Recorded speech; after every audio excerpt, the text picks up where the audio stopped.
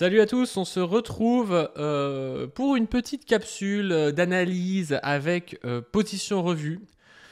Je voulais parler avec Position pour parler de l'affaire Mourad, l'affaire Thomas et tout ça parce que j'ai commencé à faire des capsules par rapport à ça pour vous donner mon point de vue. Mais je trouve qu'il faut continuer à en parler parce que l'extrême droite attaque beaucoup là-dessus en nous expliquant voilà, leur Thomas contre notre Mourad, des trucs comme ça. On va aborder tout ça. Est-ce que tu m'entends? Position. Ouais, je t'entends. Ouais. Salut. Salut. Bon, du coup, t'as suivi les deux affaires, toi? Ouais, complètement, ouais. Bon, de manière pas approfondie, mais on va dire Et toi, comme t'es rigoureuse. de gauche, tu Voilà. revendiques justice pour Mourad, mais tu pisses sur les blessés et les morts de Crépol, c'est ça? Ouais, complètement. Ça me paraît indispensable. Nous, on pensait organiser une marche pour la justice pour ceux qui ont tué Thomas. Du coup, Voilà. tellement. Contre Voilà, contre contre Crépol et Thomas, ouais. leur poursuite judiciaire, leur poursuite policière. Bon. Non, clairement, c'est pas très sérieux. Clairement, c'est aussi un fantasme des droits tardés et de l'extrême droite de s'inventer des ennemis, Mm. s'inventer des combats pour pouvoir. Alors que c'est des gens qui parlent de réel H24, mais quand tu leur demandes de le décrire, ça ressemble pas vraiment à ce qu'on peut voir. Non, clairement, ce qui est arrivé à Thomas et aux blessés, hein, parce que lui est mort, c'est le plus gros drame, mais il y a eu des blessés, etc. Enfin, Deux urgences vitales, je crois, hein. Enfin, il y a eu des blessés très graves aussi, hein. c'est juste. C'est délirant, hein. C'est même pas insupportable, inadmissible, c'est inimaginable, c'est dégueulasse. Les types qui ont fait ça sont des sombres merdes, quoi. Voilà, enfin, attaquer en bande, au couteau, une famille, enfin, une fête de village, je crois. Enfin, voilà, c'est absolument. Bah voilà, c'est absolument minable et y a rien de défendable là-dedans, il y a rien de...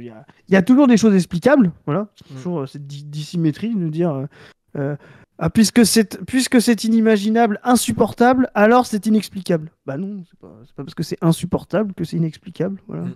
Mais il y avait d'ailleurs, ce qui était aussi insupportable, je trouve, c'est les réactions après. Des gars, genre, je sais pas si t'as vu des mecs sur Snap et tout, enfin, qui se disent proches et tout, des agresseurs, qui font les malins, tu sais, qui sont à Dubaï ou je sais pas quoi, qui commencent à dire qu'ils veulent faire une salade d'islam et tout. Et ça, je pense que ça a choqué beaucoup de monde. Parce qu'il faut vraiment être le dernier des enculés quand il y a. Mais il y Désolé aura... pour l'homophobie hein, du terme. Je sais que je vais me faire reprendre dans les coms. Euh, Ouais, t'es mort. je suis mort, je suis cancel. Mm. Non mais il faut vraiment être le dernier des derniers pour commencer quand il y a des gens que tu connais qui ont tué un gamin à faire le malin sur internet pour taper 100 abos de plus quoi. Mais oui, mais il y a... Ça, c'est une espèce de... d'immaturité en fait et puis aussi je pense une forme d'incapacité à affronter le réel, donc à se survaloriser, à surjouer. Je pensais à ça, la virtualité qu'offrent les réseaux sociaux euh, euh, est virtuelle jusqu'au bout, c'est-à-dire que en fait, même les types que derrière leurs écrans qui apparaissent comme, ou derrière leurs pseudonymes qui apparaissent comme qui jouent les plus gros tarés ou les plus gros islamistes ou tu vois ce genre de truc, n'importe quel rôle. Au final, on se rend compte que souvent c'est des faibles, c'est des petits gars. Il y avait cet exemple-là avec le procès Mila. Je sais pas si tu avais suivi le procès Si. de Mila. Bon, bah, tu vois les profils qui l'ont harcelé, tout le monde s'imaginait que c'était des agents de Daesh qui avaient déjà 50 morts à leur actif dans les zones en Irak. Et au final, c'était des types no life, souvent pas plus, souvent eux-mêmes harcelés. Enfin, tu vois, faut regarder les profils que c'était. Enfin, tu vois, c'est vraiment ridicule, quoi. Et effectivement, la virtualité est virtuelle jusqu'au bout. C'est-à-dire donc les gens les plus véhéments, vindicatifs, qui te provoquent en disant ouais, si je te croise, machin. Souvent sont rarement ceux les plus, tu vois, les plus, Ouais. on va dire, les plus courageux. dans la vie réelle. C'est Je pour ça crois que ça, moi, le- c'est ce qui je m'en suis rendu compte assez vite et c'est ce qui fait aussi que j'arrive à prendre du recul parce que je sais qu'il y en a sur Internet quand tu t'exposes, forcément, tu te prends des menaces de mort, des trucs et tout.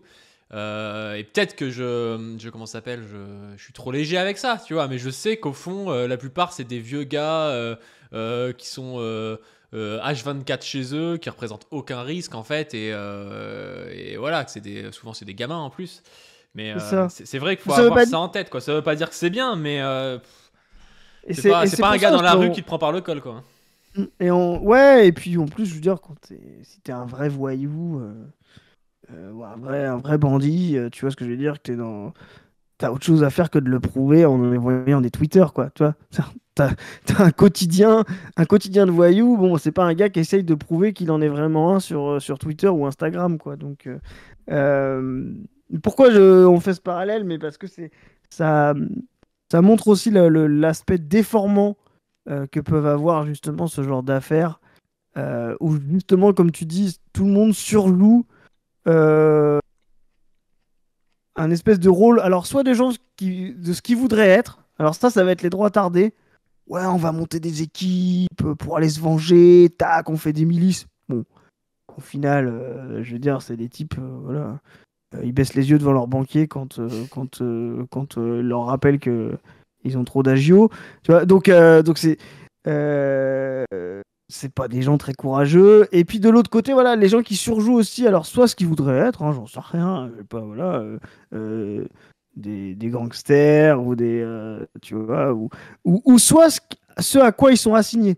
Ah, vous êtes des musulmans islamistes, alors oui, bah oui, tu surjoues le rôle auquel tu es assigné. Ouais, on va tous vous saigner, voilà.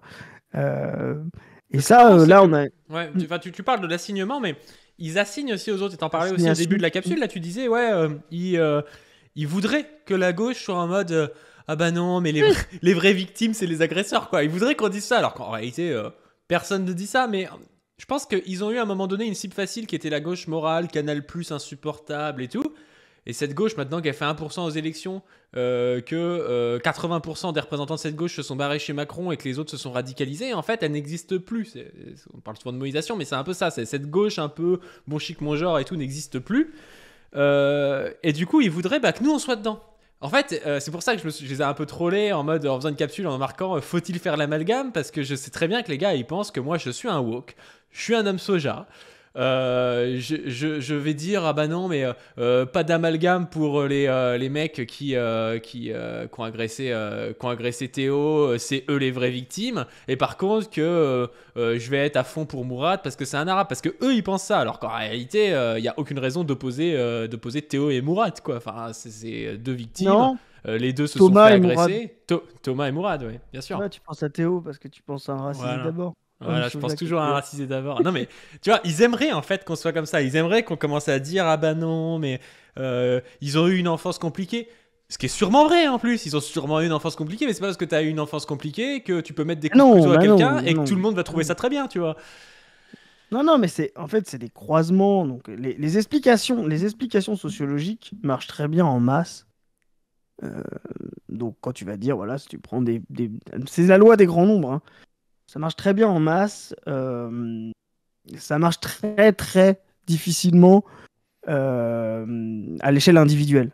Donc, c'est que tu dises, plus il y a, si t'es pauvre, t'as plus de chances de tomber dans la criminalité, d'accord? Ça, c'est presque une loi sociale, hein, qu'on peut projeter, démontrer, voilà.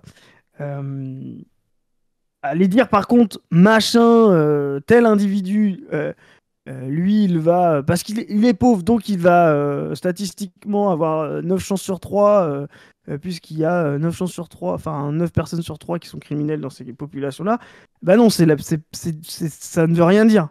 Parce que justement, à l'échelle individuelle, il y a beaucoup d'autres variables qui jouent, qui font que c'est beaucoup plus imprévisible, dont une variable qui est la conscience, l'autoconscience de soi, la projection euh, effectivement, la liberté, voilà. Je ne vais pas se cacher que certains essayent de nier justement la liberté individuelle, non pas le libre arbitre, hein, comme on voudrait dire, libre arbitre qui voudrait dire les gens ils agissent de manière, ils font apparaître des choses, voilà. Non, la liberté. Et cette liberté-là, eh ben, effectivement, elle est pas, elle fait partie des composantes de la situation concrète d'un individu, et ce qui fait que euh, euh, il y a plusieurs possibilités d'action à chaque fois, et on peut pas dire, voilà, cette action-là était inéluctable. Là où, effectivement, quand on dit, bon, bah voilà, des lois sociales, il y a statistiquement 10% des gens qui se marient tous les ans, bon, bah l'année prochaine, il y aura 9,9 ou 10,1, bon, voilà, c'est la théorie des grands nombres. Donc, c'est explicable, forcément, c'est explicable parce que tout fait social est significatif. Si se sont comportés comme ça, c'est que à un moment donné, c'était signifiant pour eux de se comporter comme ça. Alors, à moins de considérer que ce soit autre chose que des humains, voilà, soit des particules ou des animaux, mais ça on s'y refuse. Donc, la question, c'est d'essayer de comprendre bah, quelles sont les explications. Mais de la même Mais manière que le gars qui a égorgé Mourad, aussi, euh, euh, c'est comment dire, explicable, est explicable. bien Voilà. sûr. Et c'est pour ça que il n'y a pas d'opposition. Les fascistes sont autant explicables que les antifascistes. Ils sont souvent explicables par les mêmes causes d'ailleurs. Euh, voilà, que la criminalité des riches est explicable, la criminalité des pauvres est explicable. Elles ont des causes différentes, des fois des causes symétriques. Elles sont au croisement de choses pas tout à fait les mêmes, mais une partie, en partie les mêmes. Donc, euh, donc voilà, si c'est sur le plan de la société, de la morale, enfin bah, moi je vais te le dire clairement le meurtre de Thomas, il me choque encore plus que l'attaque de Mourad. Ah bah oui, c'est un Euh, meurtre, hein. mais même en fait, pourquoi? Mais justement parce que euh, euh, déjà oui, t'as raison, il y a quelqu'un qui est mort et quelqu'un qui est pas mort. Et puis malgré tout, comme nous on est de gauche, le fait d'expliquer le meurtre ou l'attaque par le racisme, ce qui est même dans les explications, tu sais, de l'attaque, le mec il dit, ouais, bon, il y a mon collègue, il m'a dit d'arrêter, on a l'habitude de se faire traiter de sale bougnoule, tu vois. C'est-à-dire qu'on s'est habitué au fait que ce soit raciste. C'est comme des gens qui meurent parce qu'ils perdent leur travail, qui tombent au chômage, etc. Bah oui, on a tellement intégré la violence de classe et le système de classe comme le système de race, etc., qu'on se dit, bon, bah oui, c'est un raciste, il s'explique comme ça, ce qui est vrai, hein. Et voilà, le racisme systémique est quelque chose qui a mu cette personne-là. Mais une fois de plus, de la même manière que les acteurs de Thomas, c'est pas parce que tu vis dans un monde de race, enfin, dans un système raciste, que chaque individu va se comporter exactement de la même manière avec ce pauvre Mourad, quoi. Tu Mm. vois, chaque blanc, chaque vieux. euh, donc, lui est condamnable. Il faut faire une explication de ce qu'il a porté.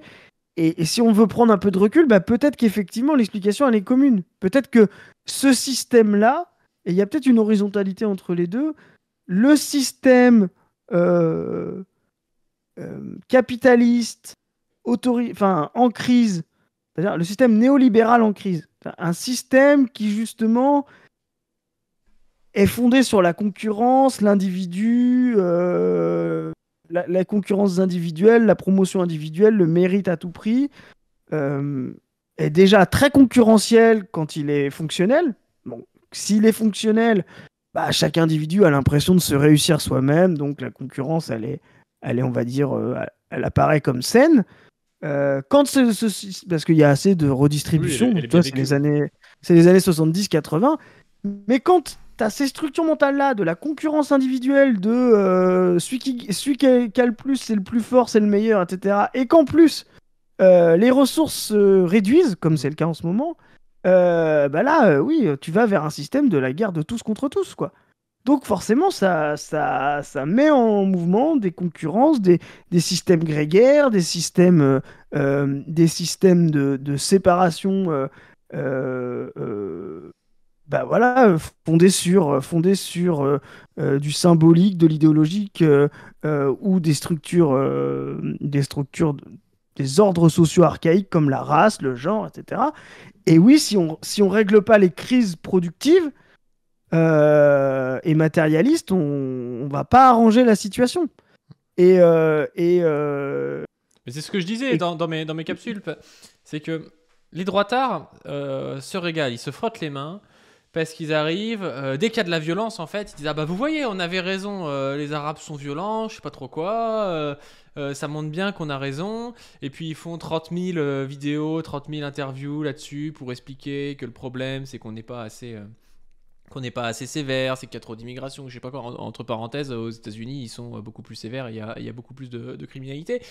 Mais ils n'ont pas de projet en réalité, parce que leur projet, c'est ce qui mettrait de l'huile sur feu. C'est un projet de, en fait, c'est un projet de guerre des civilisations. Donc c'est un projet qui ferait qu'il y aurait beaucoup plus de Thomas et beaucoup plus de Mourad, c'est-à-dire beaucoup plus de gens qui seraient opposés les uns et les autres par le biais de la race, parce que c'est vraiment leur projet. Mais c'est leur projet assumé. Le projet d'un Eric Zemmour ou d'un Daniel Conversano, c'est un projet de guerre raciale. C'est en assez fait, clair. Et donc les pas mecs, tout. ils ont pas vraiment de solution là où nous on propose quelque chose pour aller à l'encontre de la situation, où on propose un projet qui peut permettre d'aller de l'avant et de créer une unité entre un peuple qui commence à se scinder au niveau racial plus qu'il y a 10 ans quoi. Bah, en fait, si ils ont un projet de résolution des problèmes qui est un projet adéquat à leur statut de dominant. Exactement comme les bourgeoisies nationales se faisaient la guerre au 19e ou au 20e siècle, dans des boucheries, parce que c'était un moyen de régler leurs crises internes par l'impérialisme et par des crises externes et par des guerres externes, parce que c'était un moyen de dominance. C'est pas eux qui payent le prix. Eux, justement, comme ils sont incapables de voir que finalement, les sociétés, elles ont des dynamiques, euh, des sociétés qui sont efficientes, elles prospèrent en nombre, elles sont beaucoup plus accueillantes. Enfin, tu vois, tous les grands systèmes depuis l'Antiquité, voilà, se sont fondés justement sur leur expansion. Ça n'a pas seulement été une expansion colonialiste, on va dire de l'intérieur vers l'extérieur. C'est aussi une capacité, tu prends l'Empire romain, tu prends la Grèce, tu vois, d'absorber, d'attirer, etc. Tu peux Oui, prendre oui, les l'immigration États-Unis. c'est souvent un facteur pour Tu dire qu'une vois, société va bien parce qu'elle attire en fait. exactement, tu vois, donc C'était tout le problème de l'URSS d'ailleurs. exactement. Donc, tu vois, c'est pareil pour la France sous Louis XIV, tu vois. Enfin, je veux dire, c'est une société c'est un monde qui attirait énormément de gens d'Europe, en fait, dans des contrées, enfin, via des pays plus périphériques où justement le développement, la survie des individus était plus compliqué, quoi. Donc là, en fait, le problème, c'est que nos sociétés sont en crise productive, en crise de pure market, de développement des forces de production. Donc, ben, en fait, on est de plus en plus nombreux avec de moins en moins de ressources. Ou alors avec le même nombre, mais encore moins de ressources. Donc, il y a une forme de, comment dire, de réaction, de volonté de gérer la pénurie, parce que c'est ça que l'être humain fait, hein, de gérer la pénurie par un nouvel ordre. Puisque ça peut plus être l'égalité, la redistribution, comme dans des périodes de prospérité, et ben il y a, et puis que même le mode conservateur bourgeois, c'est-à-dire c'est les meilleurs, toi, ceux qui ont le plus, c'est qui méritent le plus, même ça ne fonctionne plus, et ben on revient à des systèmes de répartition beaucoup plus grégaires, ratio, peut-être demain genré, tu vois, on peut voir dans la science-fiction des modes on voit beaucoup de science-fiction, tu sais, féministe, etc. Bah oui, bah c'est aussi une forme de possibilité de voir de voir la gestion des ressources, privilégier les hommes, privilégier les blancs, privilégier le nord contre le sud, etc. Et donc, ils ont un projet. Mais ce projet, c'est un projet qui passe par la guerre, ça on est d'accord. Bah, c'est un projet qui passe par Alors que l'élimination d'un des deux pôles quoi. voilà, exactement. Et nous, on est on est dans un projet qui veut éviter la guerre. C'est ce qui différencie quand même pour des gens qui considèrent, qui ont du mal à comprendre ce que c'est le progrès et la réaction. Alors, il y a des gens, c'est marrant, ils refusent le progrès, mais ils comprennent très bien ce que c'est la réaction. On va leur expliquer que quand tu imagines qu'il y a des choses qui peuvent être réactionnaires, c'est forcément tu imagines il y a des choses progressistes. Tu vois, la réaction ne peut pas exister sans le progrès. C'est un système total C'est sûr. où l'un est l'envers de l'autre, quoi.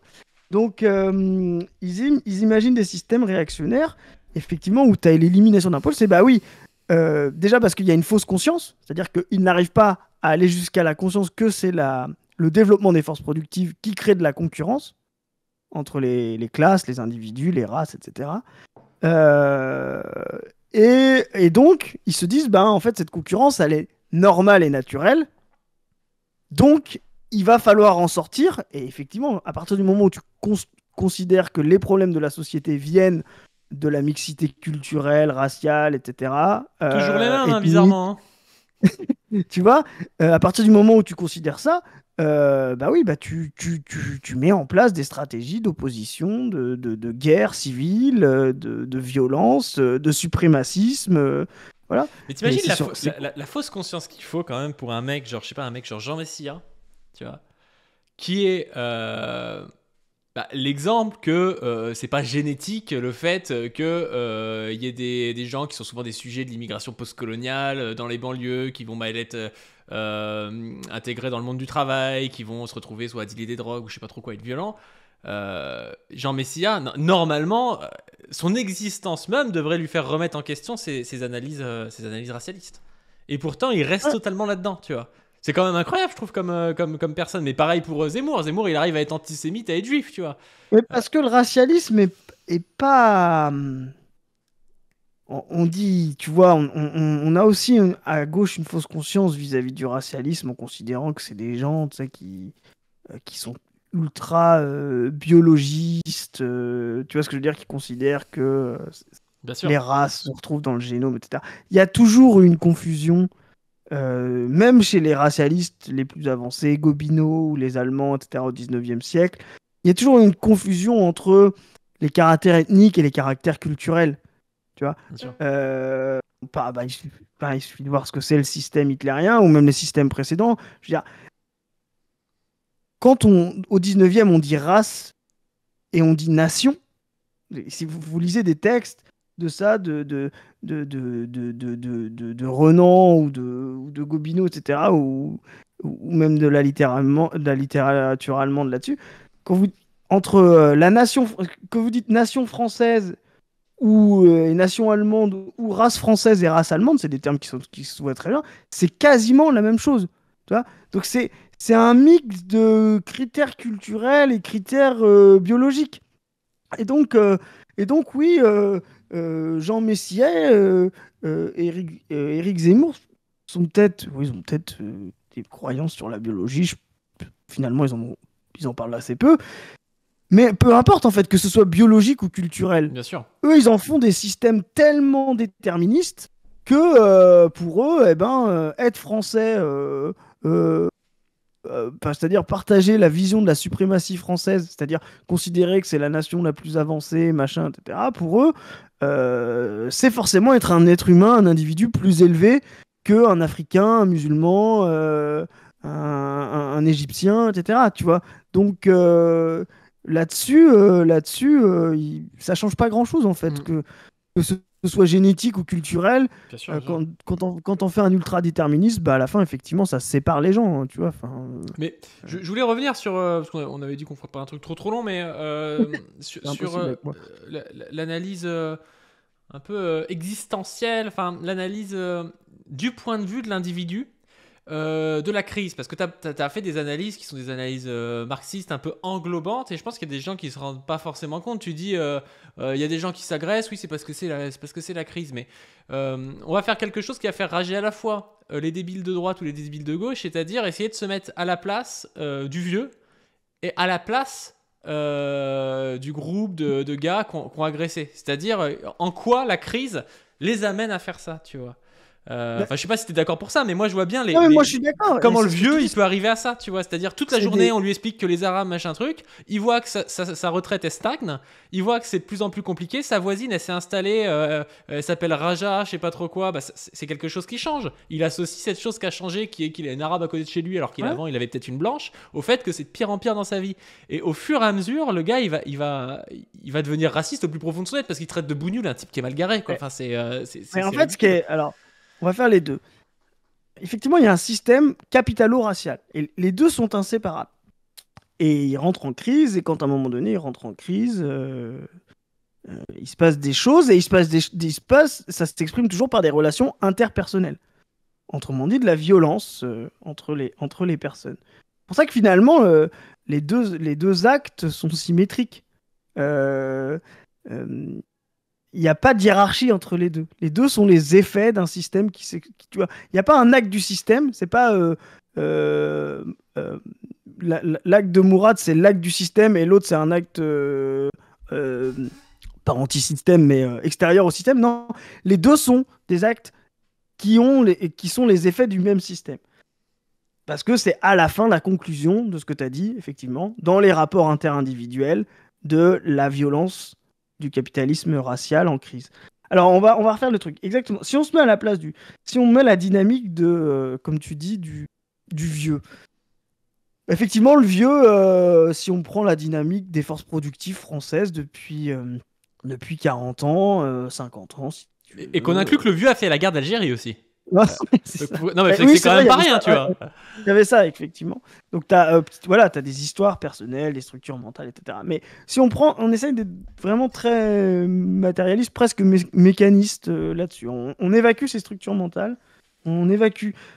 Ah, on fait du Engels, on évacue Quel la vérité. bâtard. On fait du Turing. Mais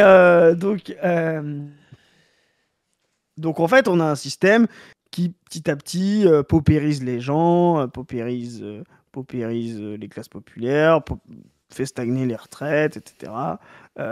Puisque à côté, tu as de l'inflation, ça paupérise petit à petit. Alors, pas tous, je sais pas quel âge, je me rappelle plus quel âge il avait, ce 76. vieux, mais. Combien? 76. Voilà. Donc, ça se trouve, lui, c'est pas paupérisé, ça se trouve, son appart a pris de la valeur, etc.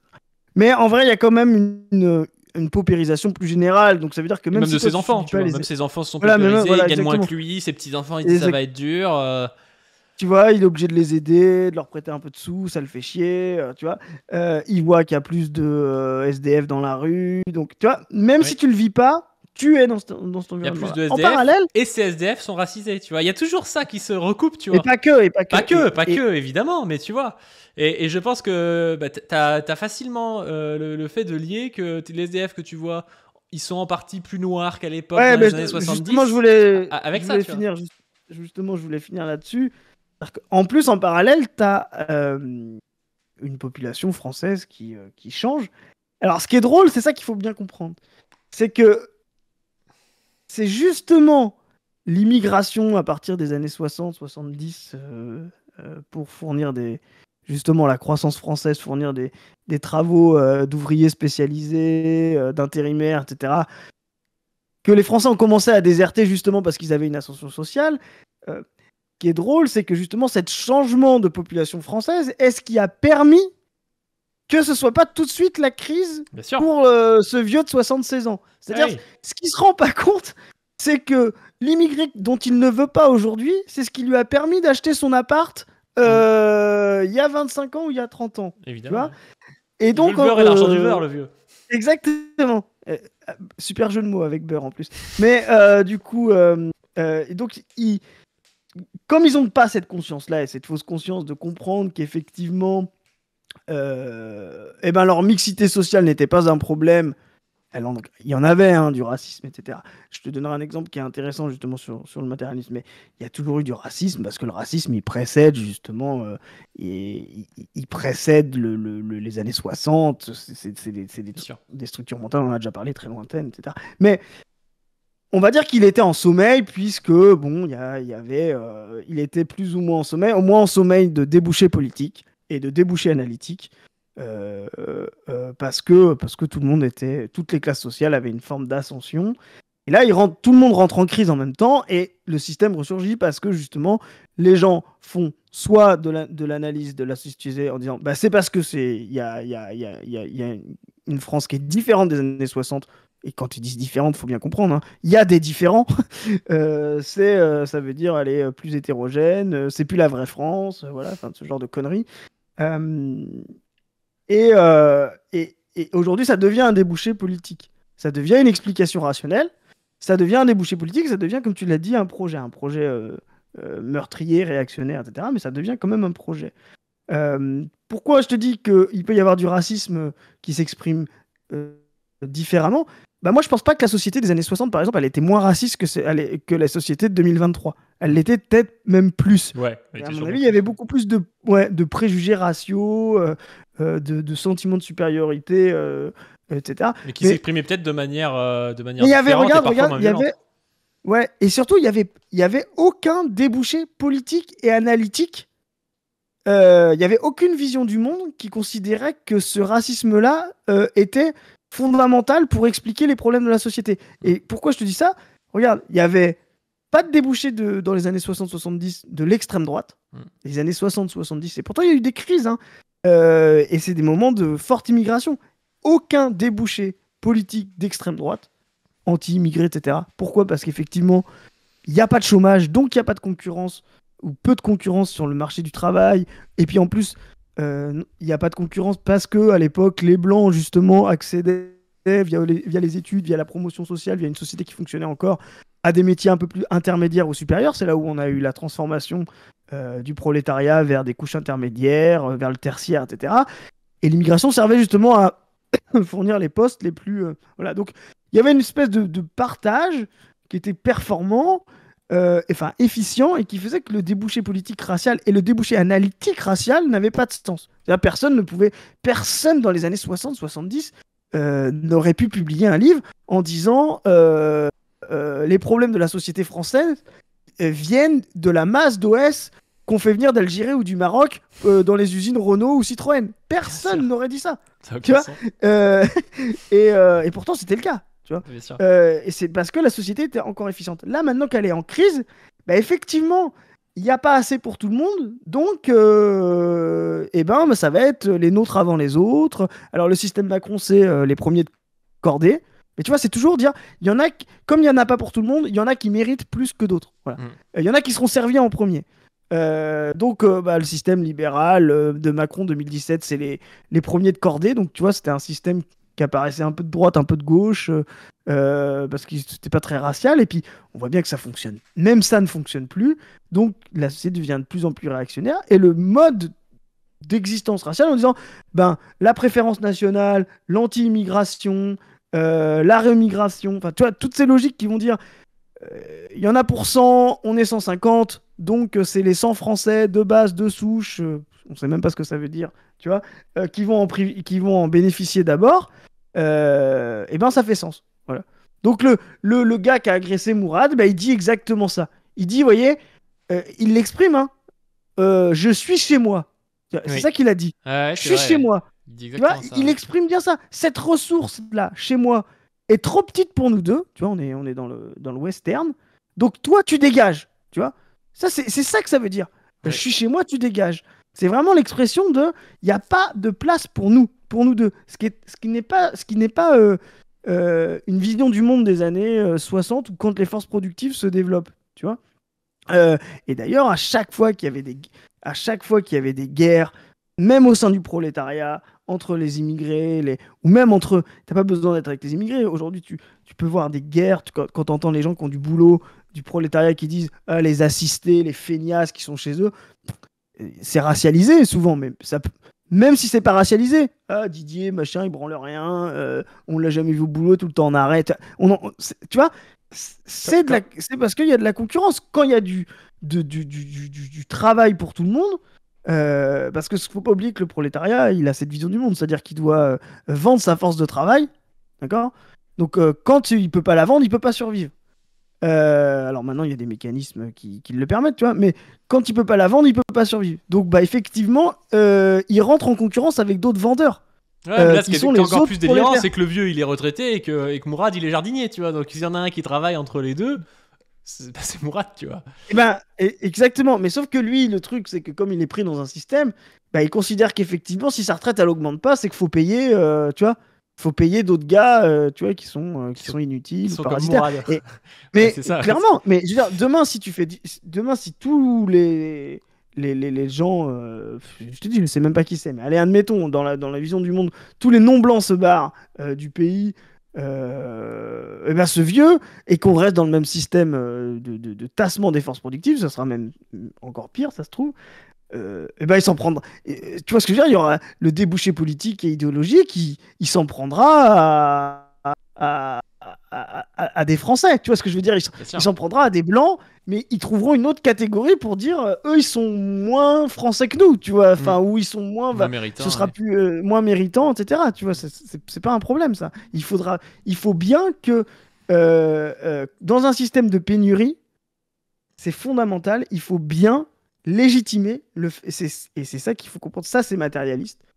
Et c'est pour ça que le capitalisme use de tout, du genre, de la race, de la classe, etc. Euh, c'est un système chaotique qui ne produit que pour une classe, que pour une. Alors, ça veut dire il produit des, des biens et des services pour tout le monde, mais la nature de sa production n'est pas de fournir les besoins, elle est d'enrichir une classe. Donc forcément, ça crée une disproportion, une dissymétrie, une inadéquation de la production avec les besoins des gens. Quand ça fonctionne, bah, y en a un peu pour tout le monde, un peu pour tous, un peu trop même, etc. Ça gaspille, voilà, mais bon, tout le monde y retrouve son compte. Quand ça fonctionne plus, ben oui, c'est un système qui fabrique de la pénurie. Mm. Et de la Et quand violence, il ouais. y a de la pénurie, et ben il y a de la violence. Pourquoi? Bah, parce qu'il faut décider que certains ont plus que d'autres, et il faut réprimer ceux qui ne veulent pas assumer cette légitimité de dire bah, je te regarde manger. Moi, je vais mourir en silence pour pas te déranger, parce que je vais te laisser finir ton pique-nique parce que tu l'as bien mérité. Moi, je ne suis qu'une merde dans ce monde, donc je te laisse finir de manger en silence pendant que je meurs. Voilà. Excuse-moi, ma mort ne te dérange pas trop pendant que tu finis ton dessert. Voilà. C'est ça, en fait. Tu vois. Là, je suis d'accord, mais par rapport au gars du quartier de la, je crois que c'est le quartier de la Eh ben, Monnaie, de Romans-sur-Isère, ça se passe dans le comment quartier pour de eux? la Monnaie, c'est la même chose. Dans le quartier de la Monnaie, on a des gens qui considèrent, euh, plus ou moins de manière significative, réelle, etc., que oui, il y a moyen d'aller gratter des trucs dans des fêtes de blanc, dans des fêtes de campagne. Eux, ils ont le droit d'organiser des fêtes à 300, etc., pendant que d'autres n'ont pas le droit. Tu vois, ils considèrent effectivement que ces gens-là ont plus. Et donc que puisqu'ils ont plus, eh ben, ça leur donne une occasion d'aller gratter ce que eux ils n'ont pas, et alors de manière plus ou moins légitime. Et on est dans la même situation de il n'y a pas de place pour tout le monde. Certains ont trop. Voilà, donc le gars qui agresse Mourad qui dit il y en a pas assez pour tout le monde, mais moi je suis chez moi, donc tu dégages et je te mets un coup de cutter. Et puis d'autres qui sont dans un rapport encore plus interpersonnel en disant vous avez trop, nous on va récupérer quoi. On va venir en chercher quoi. Exactement comme. Et c'est pour ça que quand tu vois des violences euh, dans les villes, etc., il n'y a pas de violence interraciale. Une violence interraciale, c'est une violence où que tu sois à 9 h du matin, 22 h, 23 h, etc., euh, t'es de telle culture, telle façon de t'habiller, etc., tu peux pas te promener. Non, en fait, il y a des quartiers qui deviennent dangereux à certaines heures de la nuit. Pourquoi? Parce qu'on sait que c'est des lieux de sortie, parce qu'on sait que c'est des lieux où des gens consomment de l'alcool, donc ils sont moins lucides, et parce qu'on sait que ces gens-là, dans tel bar, dans telle boîte, bah ils ont un petit peu de revenus, bah oui, bah les gens qui veulent gratter, tu vois, enfin, Après, toi, moi, tu vois, et je ben te on se retrouve contredirais là. quand même. Pour moi, il y a deux types de violences raciales. Bon, il y en a une où tu seras forcément d'accord, mais il y a celle La violence raciale des policiers contre les Noirs et les Arabes, c'est pas une violence de quartier du coup, donc ça n'a pas vraiment un rapport avec ce que tu dis, mais je pense qu'on est d'accord. Mais il y a la violence aussi envers les Juifs. Tu te promènes avec une kippa quand même. Je pense qu'à toute heure de la journée, tu peux te faire emmerder un peu partout selon qui tu croises, tu vois. Oui, bah, je suis d'accord. Je Ouais, dis pas que tu vas alors, pas forcément te faire emmerder, mais j'ai l'impression que c'est une violence qui est moins, c'est moins à certaines heures, tu vois. Enfin, bah, ouais, bah, je pense que c'est pareil si tu portes un voile intégral, hein, tu vois ce que je veux dire, oui, oui, il y oui, a, il non, y a c'est un sûr, rapport, c'est sûr, c'est sûr. tu vois. Donc c'est aussi un rapport parce que effectivement, t'as aussi des stigmates qui sont incarnés dans certains vêtements. Porter le voile, c'est de plus en plus difficile. Porter la kippa, c'est de plus en plus difficile. Bah, de la même manière, parce qu'effectivement, les gens, ils insèrent dans leur structure mentale euh, exactement. En fait, ils n'arrivent pas à faire cette bascule qu'on a dit tout à l'heure. De ce qu'on peut voir en masse ne, ne- ne- ne- n'a aucun sens sur un des individus de cette population. Tu vois? C'est ça le préjugé. C'est quand à un moment donné, tu te dis tiens, la majorité les Israéliens sont juifs. Donc, dès que je croise un gars avec une kippa, ça veut dire qu'il est pro-israélien, tu vois. Et donc, j'ai le droit de l'insulter pour ça si je me sens pro-palestinien ou quoi. C'est, voilà, ça n'a aucun sens. Ça n'a aucun sens. Exactement comme on parlait de voilà des préjugés sur voilà des femmes qui portent le voile. Alors, ce qui est, c'est de te dire voilà, ouais, oui, les femmes qui soutiennent l'islamiste portent le voile, donc toutes les meufs qui portent le voile soutiennent l'islamisme. Oui, oui, enfin, tu vois, Ouais, ouais. ça n'a aucun sens. Bah, il y a un glissement, ouais. Bah, Euh, c'est un peu le truc. Il y a un glissement. Je sais que ça t'a fait Il y a un marrer, mais gli- le truc de Malik Bentala avec les djellabas, c'est un peu ça, tu vois. Genre, les djellabas Exactement. sont portés en Afrique, donc ça veut dire que comme il y a des islamistes parfois en Afrique, enfin, tu vois, c'est. Ouais, exactement. Et ça, c'est le glissement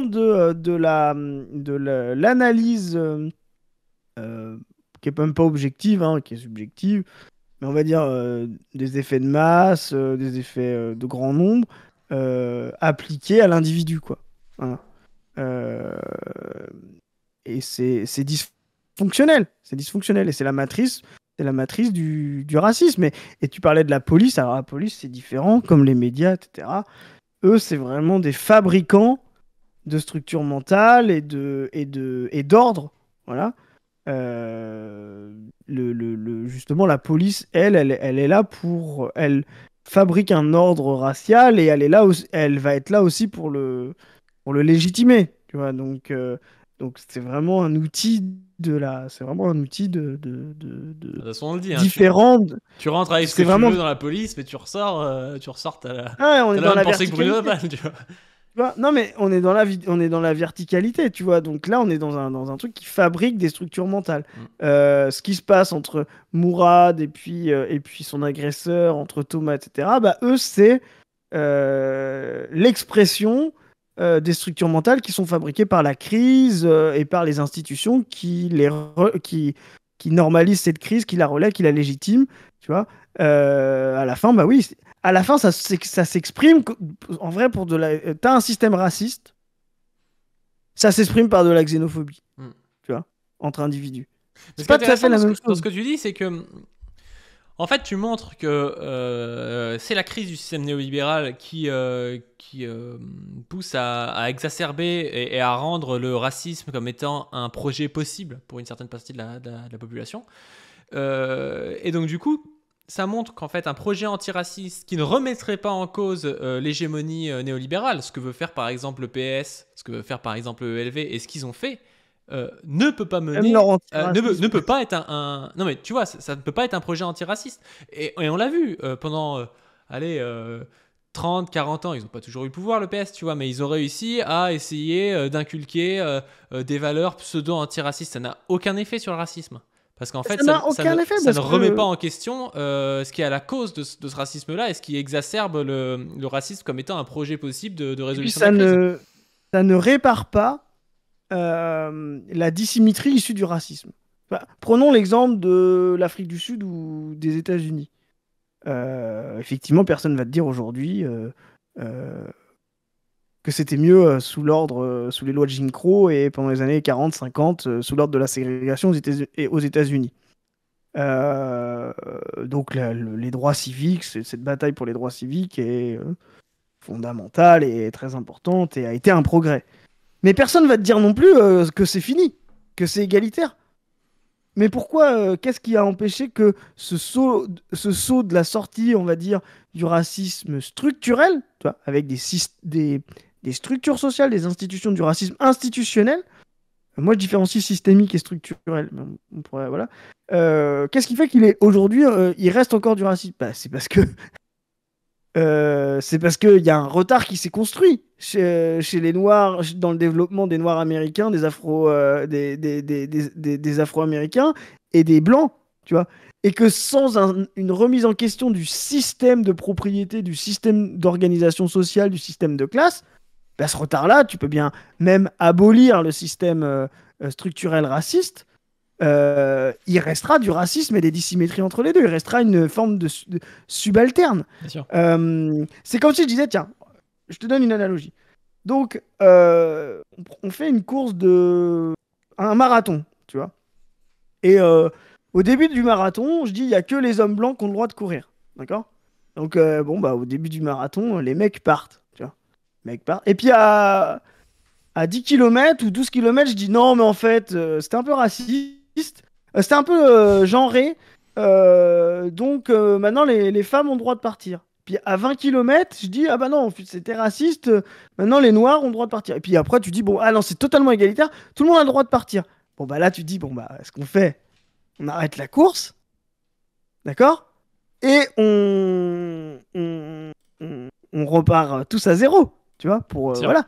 Et ben non, le système à nous, il dit, non, non, non, on a décidé ça à 12 km, à 20 km.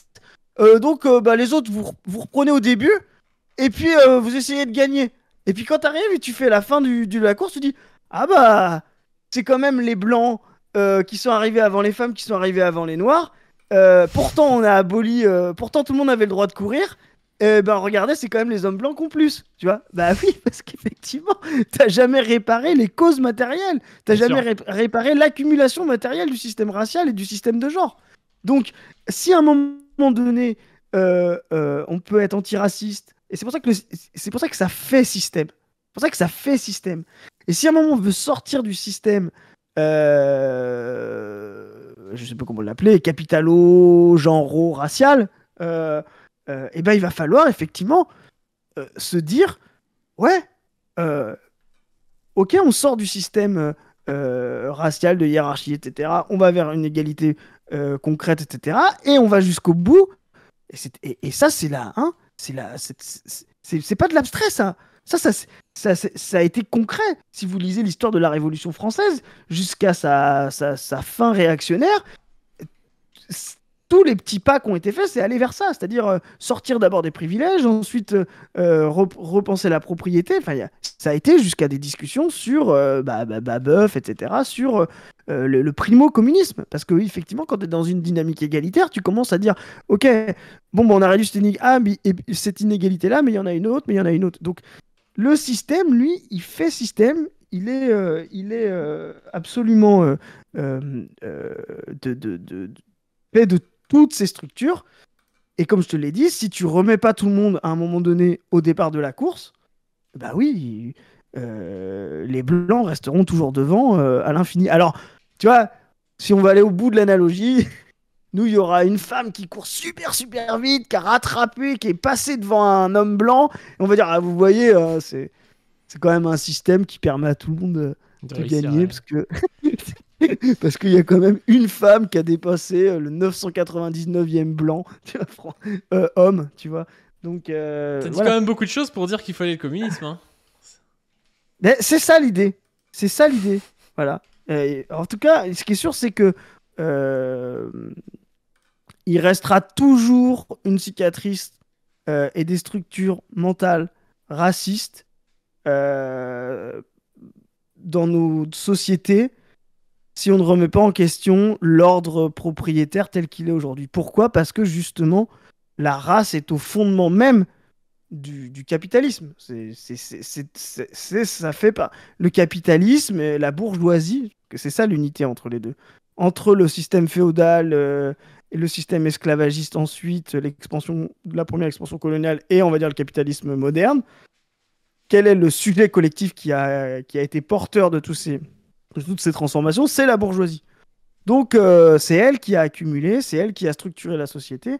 Et si on ne remet pas en question pas simplement ses privilèges, etc., pas simplement ses idéologies, mais si on ne met pas en question sa matérialité concrète, c'est-à-dire son accumulation, ses droits de propriétaire, ses institutions sur la société, bah, le système sera toujours raciste. La race sera toujours une structure de notre ordre social. Oui, oui, bien sûr.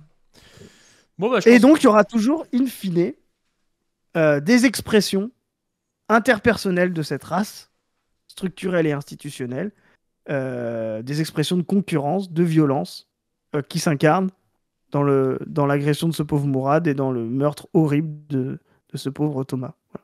Ouais, mais je pense que tu seras pas écouté par les droits tardifs parce que c'était un peu trop. Il y a un peu trop de réflexion, tu vois. Et en fait, ils sont balsistes un petit peu, donc ils vont dire que expliquer, c'est déjà en partie Non, excusé. mais en fait, il faut comprendre ce que eux ils disent. Ils disent, oui, mais ce serait pas arrivé si s'ils n'avaient pas été là. Ouais. Alors moi, je leur réponds, si ce serait arrivé, mais ce serait entre blancs. Tu vois. Et moi, je me rappelle très bien quand tu leur fais le truc, tu sais. Imagine, tu te rappelles l'affaire Lola, tu Mm. vois. Ouais, c'est une OQTF, elle aurait rien à foutre là, tu vois. Donc ça les légitime. Et je me rappelle une fois, il y avait eu une autre affaire où c'était exactement un truc aussi sordide. Et par contre, c'était un type bien français, je sais pas, tu vois, enfin, a priori, gaulois, comme ils disent, ou français Oui, de oui, souche, je sais oui, pas trop. oui. Tu vois. Oui. Et tu leur dis, bah alors. Et le gars te répond, oui, ben, on a déjà assez de nos tarés, on va pas en faire venir, tu vois. Et c'est que, à la fin, c'est un système qui veut pas régler le problème, qui Mm. dit, je veux bien qu'on s'entretue au couteau entre nous, je ne veux pas qu'on s'entretue au couteau avec des gens que je considère comme extérieurs, tu vois.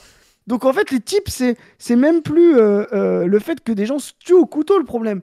C'est que ce soit un arabe et un français qui se tuent au couteau. Deux français qui se tuent au couteau, ce sera déjà pour eux un progrès. Bien Bah, sûr. pour nous matérialistes, c'est pas un progrès que des gens se tuent au couteau. Donc nous, on veut faire en sorte que des gens ne se tuent pas au couteau, malgré leur religion, leur peau, leur machin, leur histoire, etc. Plutôt que des gens se tuent au couteau entre blancs. Voilà. Et puis en plus de ça, les mecs, ils sont absolument biaisés parce que évidemment que quand on accueille des immigrés, il y a parmi eux des tarés, mais tous les immigrés viennent pas pour mettre Lola dans un coffre, tu vois. Donc c'est comme si tu faisais le focus sur les blancs et tu disais tous les blancs sont des tarés parce que t'en as trouvé un, tu vois. Ouais, Enfin, ouais, c'est donc c'est ça. absolument biaisé, quoi. Je dis tous les gens qui s'appellent Émile Louis et Guy Georges ont un double prénom. Donc tous les gens qui ont de double prénom sont des tueurs en série pédophiles. Voilà, Ouais. je le dis. Donc regardez votre carte d'identité Donc on va interdire les et doubles prénoms et puis les gens sont et contents, hein. tirez-en des conclusions. Voilà. Mais ce qui est Ouais, intéressant, cette histoire de double prénom, c'est qu'en plus, ça dit des choses sociales, du coup. Parce qu'en fait, le double prénom, souvent, c'est oui, des gens de l'assistance bien publique, sûr. etc. Donc, Bien sûr, bien sûr, bien sûr. Bon bah très bien, bah, je te remercie pour ton éclairage marxiste sur tout ça, et puis on va voir ce que les gens vont en penser, et puis au plaisir de refaire une voilà, et capsule donc, peut-être d'actu ou quelque chose comme ça, bientôt, un truc plus loin en position si ça te dit. ouais, complètement. Mais non, faut qu'on avait dit qu'on discuterait de lutte de classe et nation. Ouais, ah bah ça faut qu'on le Euh, fasse, ouais. Ça, on va le faire. Ouais, Mais voilà, je termine en redisant que enfin, les deux affaires sont sordides. Heureusement pour notre camarade et notre compatriote Mourad, il n'est pas mort. Euh, Pensez à la famille de Thomas, c'est tout à fait sordide. Mais voilà, les deux phénomènes sont les mêmes. Euh, euh, pas, pas intégrés pareil, hein, parce qu'on peut pas dire que on peut pas dire que le racisme des blancs enfin tu vois, je veux dire est identique au racisme, enfin une espèce mm, de comment dire de concurrence inter enfin, tu vois, de stigmatisation. Il n'y a pas de racisme anti-blanc, par exemple.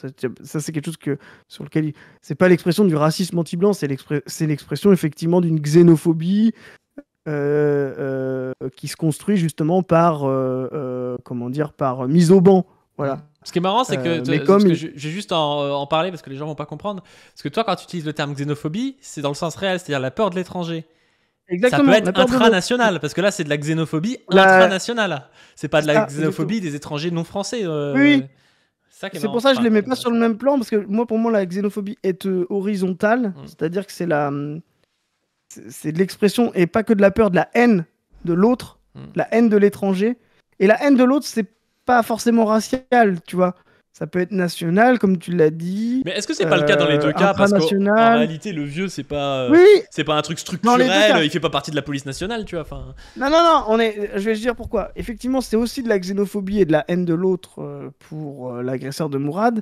Mais lui, il a une légitimation du système raciste. C'est-à-dire Oui. que c'est une xénophobie qui devient autorisée. oui, parce vois qu'on lui dit, ouais, mais Mourad, c'était quand même une racaille, hein, comme dirait Tu Psycho, vois, hein. exactement. Il avait qu'un c'est pas là garé où- sa où- camionnette là, hein. C'est là où je dis, il y a le système raciste, le racisme systémique, qui qui est vertical, Mm. qui produit tout un tas de faits divers, parce que là on est sur du fait divers, et on a plein d'autres, hein, de xénophobie, de haine interindividuelle, etc. Mais ça peut être pareil avec l'homophobie, tu vois. Le système hétéro-patriarcal crée de l'homophobie interindividuelle. Et c'est pas de l'homophobie hard et de l'homophobie soft. Non, il y a un système qui crée des formes d'expression entre les individus. Et ben là, c'est la même chose. Il y a un système raciste qui crée de la violence interindividuelle. La différence qu'on peut faire, et ça veut pas dire qu'il y en a. Les deux meurtres sont horribles. On peut même en trouver un plus horrible que l'autre pour mille raisons. Je l'ai expliqué tout à l'heure. La différence quand même dans les deux formes de haine de l'autre, bah, c'est qu'il y en a une qui est fabriquée, encouragée par le système, pendant que l'autre est réprimée. Voilà. Et c'est là où on peut quand même. On a vu Darmanin parler d'ensauvagement pour le meurtre de Paul, mais pas pour Mourad. C'est là où il faut marcher sur nos deux jambes, c'est-à-dire attaquer la xénophobie autorisée. Donc ça, c'est vraiment l'antiracisme concret. Et penser aussi que la xénophobie réactive, on va dire du bas vers le haut, doit aussi être combattue, empêchée, doit aussi disparaître. Et pour ça, il faut être anticapitaliste, il faut remettre en question l'ordre social, quoi. Voilà. C'est nos deux jambes. Si on oublie qu'il y a une xénophobie autorisée dû à un système raciste comme certains voudraient faire en disant oh mais non c'est des drames machin etc. Certains à gauche veulent faire ça et qu'on oublie d'attaquer Darmanin, qu'on veut faire des unions sacrées, ben on va perdre. Et si on se contente justement d'être que là-dessus en condamnant ça et en essayant pas non plus d'expliquer en légitimant la xénophobie réactive, en essayant pas d'avoir un système qui justement la met hors circuit, la paralyse, la détruit, ben on s'en sortira pas non plus, voilà. Ouais. Ok. Bon bah merci beaucoup à toi. Et puis on se revoit du coup pour un truc sur la nation et sur la lutte révolutionnaire, je crois que c'était ça le thème. Non, la lutte des classes et nations. Lutte des classes et nations, ouais. Bon, parfait. Allez, à plus. La révolution se trouve entre les deux. À plus.